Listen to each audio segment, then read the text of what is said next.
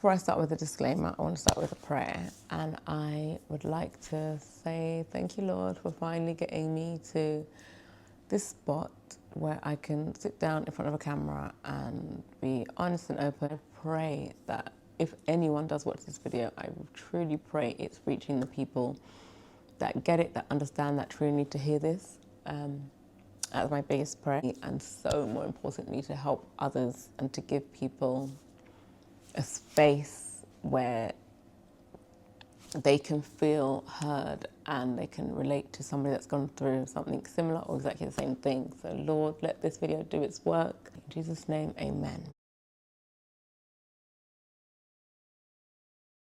I understand how triggering and how heavy these topics are, but I can't talk about my story without including those elements of abuse. Viewer censorship is advised, but of course, if this is too much, don't watch this. My aim and purpose of this, as I say, is not to trigger anyone. It's not to blame anyone. It's literally telling my story. I do feel like I can't move forward and start posting videos on this channel without people understanding the core of how I even got here, if that makes sense. I don't know, I just had this heavy feeling for the longest time that I just need to get this out. I believe this channel was intended for a reason, and I can't do that without posting this video. Everything that I'm about to share in this video is my own personal experience, the facts of what has actually happened to me and my family. So this video is for my children, especially for my son. There's no one else to tell my story, especially if I'm gone, or, you know, I don't know how much time I'm here on this earth, and it's so important for me that you hear it from my words, our story in my words. Most importantly, I want you to know that I didn't leave you. I have never, ever, ever stopped loving you, ever, never, ever stopped loving you. And I don't know how we got here. It's so hard to believe that this is our life, but I didn't give up on you,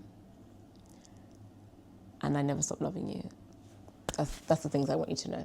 This video is also for anybody, anyone out there that has ever felt unheard or ignored and just didn't know how they were gonna get out of feeling so trapped and silenced. Yeah, I think that's the best way to put it. And being a support, an anchor, a voice for other people, I want them to have a safe space, because the level of emotions that you feel and that you feel as time goes on and how that changes can carry shame and guilt, and we don't want to talk about it because it's like, is this normal to feel? Is this okay to feel? And I can't be the only one going through these kind of feelings, and I really want to give people, men, deadbeat men and women, a place. I do. It's so important. It's so important. And if this goes nowhere, it goes nowhere. But if there's a way to do something with this, then that's important. There was a period in my life where everything I said, everything I tried to explain, was dismissed or misunderstood. I experienced emotional abuse, manipulation, and gaslighting.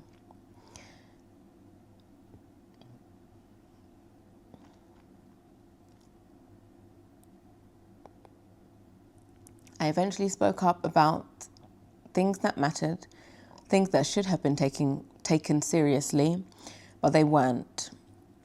They weren't seen in the way that they should have been.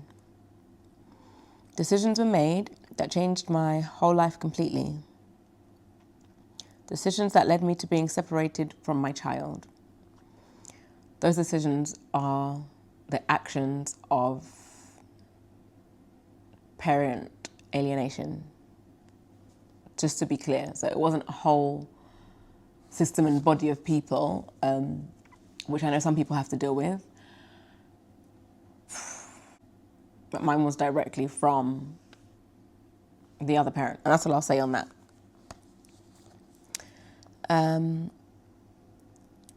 What people don't talk about enough is what that actually feels like. To be a mother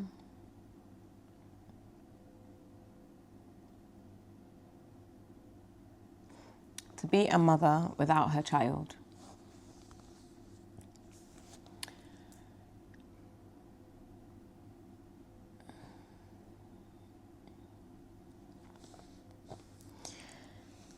To wake up every day with that absence. To carry the stigma, the judgment, the assumptions, without people knowing the truth behind it. There is a kind of grief that comes with that, and that doesn't have a name. There is a grief that comes with that. Like, your child is alive, but in the moment when you're going through it, especially the first few years, the first few months, the first few weeks, the first few days, you really are grieving. For me and my experience with this, grieving a child that's alive. It's mad. It's so hard to explain. That's how I can really explain it. That's how I can describe it. It is hard to put the name on it, but ultimately your child is alive in the world, you hope doing well and alive, but they're not with you. So that's the best way I can explain it, describe it. For a long time I questioned myself. I replayed everything over and over and over and over. I wondered if I could have done more, said things differently, fought harder in ways I didn't know how to at the time. And when you're not believed, you start to feel and truly believe that anything you say, your voice doesn't matter.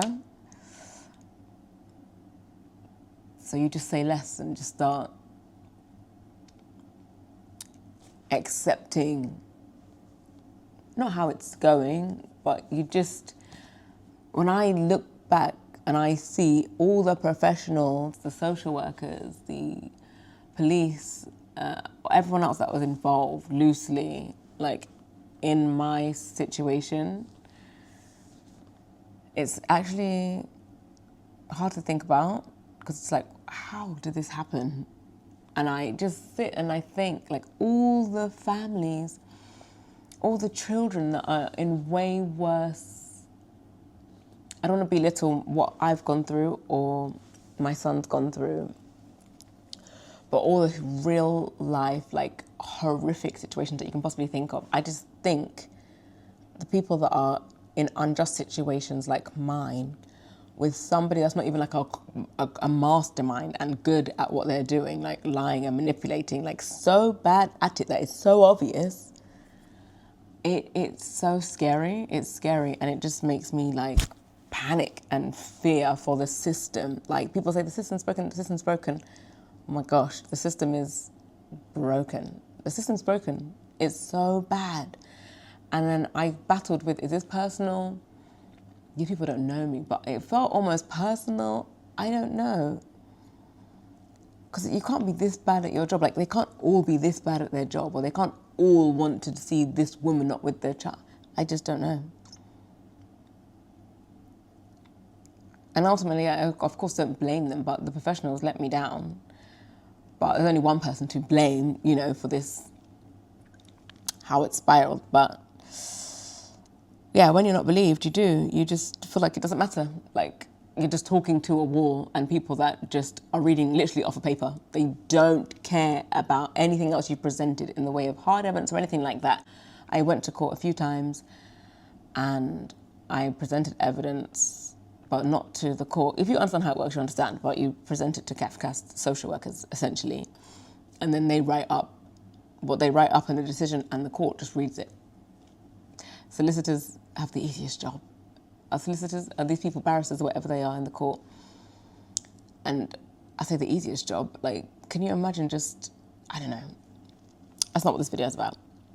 But when you're not believed, it's crippling. It's dehumanizing. It's debilitating. Is that the word? It's how do you live when you finally speak up and you're not believed, you know, or it's, the insinuation is that you're not telling the truth or the full truth, or it's very obvious that they're more like, no one ever said to me, but they indirectly were showing me that they didn't give a shit what evidence I had or hard evidence I had or anything was happening. Like, it's actually insane. It's just, the level of this is insane to me. I will never not get it. Yeah, like, your truth doesn't matter. But I know what I've lived. I know what I experienced. And I know the love I have as a mother has always been real. Always. And no matter how much time goes by, the sincere, the purest form of love that you can have for your child, your own child, that will never be taken from me. Even though it's been taken from me for a long time, I will forever and never forget the love that I had for that boy, that baby, that boy, my son. Ever. Ever, ever, ever, no matter how much time goes by, no matter how much he forgets, no matter other things that he says to me in the future, that time will never be taken away from me, ever, ever, ever, ever. Where attacks were made to try and hurt me, which it did, you will never break that bond, ever. Even though we may not have the bond in the future, that happened. That bond was there for 6 years. And I will forever be bonded to him. To my son, I want you to grow up knowing that you are loved beyond words. I pray for you every single day. And I pray deep prayers for your peace of mind. For your heart is going to be softened and not hardened by the situation. And you feeling so confused and betrayed, because when I have no doubt you're probably already sort of seeing certain things that are not making a lot of sense. I have no doubt that frightens me, that you're gonna feel like, where do you go? How do you trust in your life? And you may feel like abandoned by your mum. And that truly is the furthest thing from the truth, but I understand how and why you would feel that way. And I pray for you. I pray that you never have thoughts that will really disrupt you being just a normal, grounded, healthy, like mentally healthy human being. And I truly pray that for you. Just peace over your heart, peace over your mind. I don't want you to have anger as you get older because of the situation, be that against the people that did wrong or against me, of course not. But I can take you feeling that anger to me, but to like feeling that in yourself and carrying that every day, like, you're going to be free from that. I have prayed against that. I know you're going to be free from that. I know it. I pray for you deeply. There was never a moment where ever I chose a life without you. I never thought this would be our life. I never thought that. I pictured your future, our future together differently to what it is now. Like, I never ever planned for this. I never knew this was going to happen. There were moments where I felt so helpless and I didn't know how to keep fighting. Truly, that's the truth. I didn't know how. I was doing it on my own. For anybody, even if they're not doing it alone, let alone someone doing it alone, like, how do you keep going when people are blatantly showing you that they're not listening or looking at the actual things in front of them to show the truth of a situation? So I just need you to know that I never planned for this. I never knew it was going to be like this. And I didn't know how weak I would find myself in all of this. I could never have ever thought. And to anyone that, it's so easy to look at a situation and be like, I would never do that. Oh my gosh, my own babies. Like, you could never just walk away or find you just fight. And there are people out there that could just keep going and going. And I take my hat off to you, boy, in any situation where you're up against it and you're telling the truth and you're shouting, trying to be heard. And you're just relentless and you just keep going. I take my hat off. I do. I take it off because it nearly took me out. That's the truth. And again, I see situations now, I'm like, I could never stay silent if someone did that to me or this to me. And I say that now, like when you see certain situations of people speaking up about the awful things and they're speaking about it years later. But me, I was that person. I was silent and sat with this parent alienation and all the things I went through for nearly a whole year, nearly 12 months. I didn't say anything, not even to my family that I lived with in my house. I just say that to say it's so easy to judge and say, I would never do that, or I don't understand. And I understand that people don't understand. I can genuinely understand that. But until you find yourself in those situations, you don't know how you're going to act, especially when people are like just wearing you down, like people that you really thought were going to support you, like professionals, like that are good at their jobs and have seen everything. Like it's insane. Like when I tell you how insane, like trust me when I say it's insane. The level of my situation, how it's here, is insane. Like, it's insane.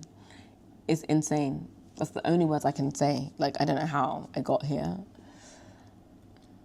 With every single thing that I had, and this other person had not one thing. But again, there's no mastermind behind it. When you're plucking things out of the air on the spot, when you're being asked, when I tell you the level of insanity, it does get me, it does spark emotion out of me because it's insane. It's insane.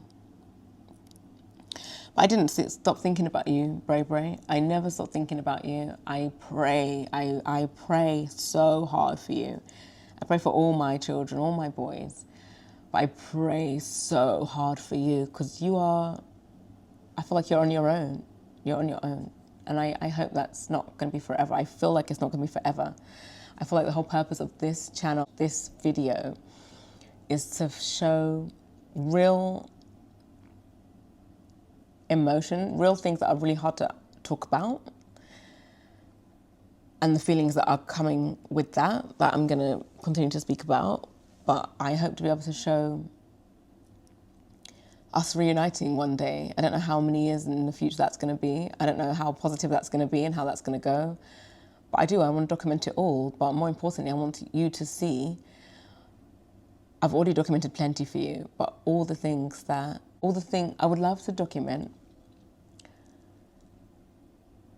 and keep sacred all of the things and the moments and things right now that you're not able to experience with us. And I want you to see that you are always with us. Your brothers know who you are already. They've been knowing about you. So it's like one-sided because you don't know about them, obviously. But it's just so important. Yeah. So we've not stopped thinking about you. You've been included even though you don't know it. And I feel like maybe you feel me sometimes thinking about you because over the years I've really thought about you like I could just touch you. Like you must feel me thinking about you and talking about you. I just feel that you must do. That's how deeply and intently I have thought about you some days. Like, I always wonder, like, can you feel me thinking about you? That's a question I'll definitely ask you when I see you. One day when you're ready, you'll be able to ask your own questions, form your own understanding, and see things for yourself. I have no doubt, like, you're already seeing things and you're already aware, but I cannot wait for that day. I'm literally waiting. I'm waiting for that day. And I'm in reality, I'm fully aware that that's going to take some time, and I'm not expecting that going to happen in any time soon, anytime soon. But I'm hopeful, and I'm looking forward to the future. I love you so much, and I'm looking forward to us all being reunited one day. And I believe it's going to happen. I don't know how much distance is going to be between us and how close we're going to be able to get. I know all too well about having obviously a parent that you don't grow up with. So I don't know what that looks like. I'm looking forward to our future. And I'm ready for that when you are. I love you so much, and I will never stop thinking about you. I'll never stop praying for you. I will never forget the love and the bond that we had. And even though we're not able to physically feel that anymore, I feel it. I still feel it. And I know I'm a stranger to you, and it's easier for me to remember because I'm an adult, even though I've got a horrible memory. I used to have a memory of an elephant. But I love you. None of this is your fault. I think you know that, but I'm telling you, obviously it's not your fault. You were a boy, like a little boy, when all of this happened. And I blame you for not one thing. Obviously, you were a child. You are still a child. And whatever happens, I'm your mum, and I will never, ever, ever stop loving you. And that's genuine, sincere. I love you so much. And I really hope there's a day that you're going to be able to trust me, to let me be your mum, and just to meet your brothers and to have such a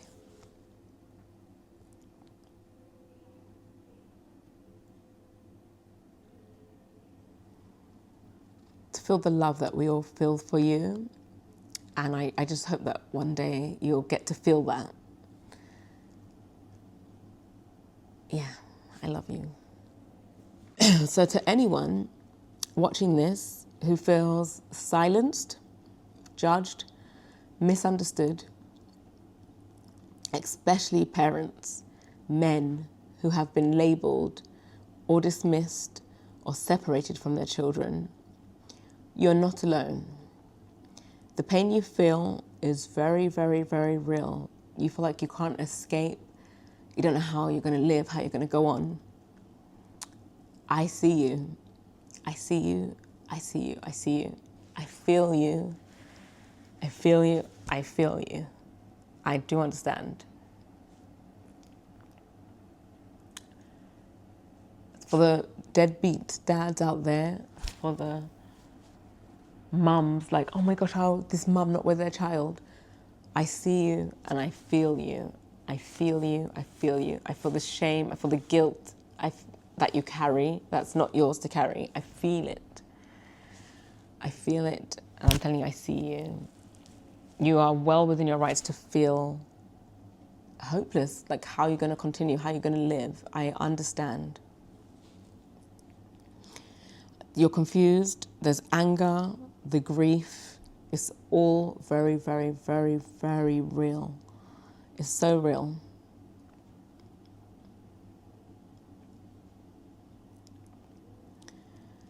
And even if the world hasn't heard your story yet, the truth, it still exists. There's still a story out there that is yours. Yours and your family's, yours and your children's. And I hope that me sharing my story gives you some sort of strength and comfort, if that's the right word, that there are other people also going through this as well. So I'm finally using my voice. I'm not trying to attack anyone. I'm not trying to create any conflict, but just to speak honestly about what I have lived through and somehow still alive. And I don't say I'm fully through the other side, but I would never have been able to sit here and talk about this like that, like this, without like breaking down. Like I wouldn't be able to get my words out, like choked up, you know? So I have allowed time to, because so much time has passed, like time has just moved on, like, which is not my choice. You know, I would love the world just to have stopped and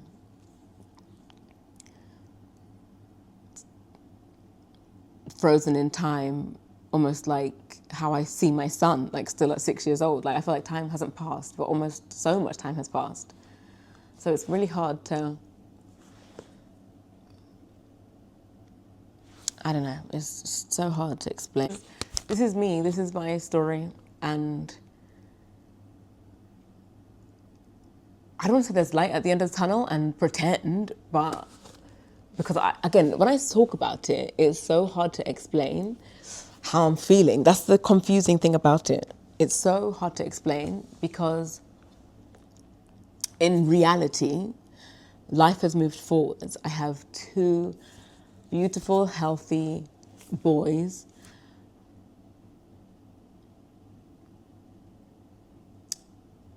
You know, time moved forward. It's so hard to say. Like, I woke up in hospital and I remember hearing like beep, beep, beep. I said, am I alive? Or I said something, am I dead?